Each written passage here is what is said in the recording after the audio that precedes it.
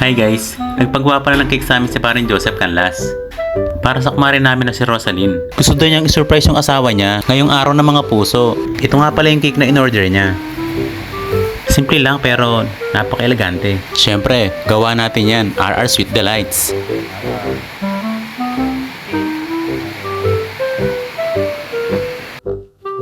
At oras na para isurprise natin si Kumare. Dalap mo ka eh. Ito mo.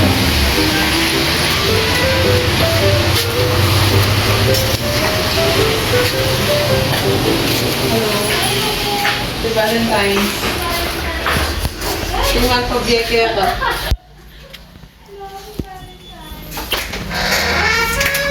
Ano? Kung magpabiyeke ako pero bayaran may pa ka na. Bayaran kaya ano? Oo. Bayaran kaya. Joke! Bayaran na din. Bayaran Ano pa kanya pa mo? Bayaran na din.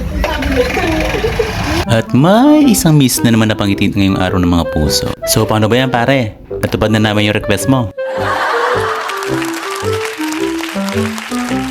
Thank you ulit sa pag-order. Sa uulitin!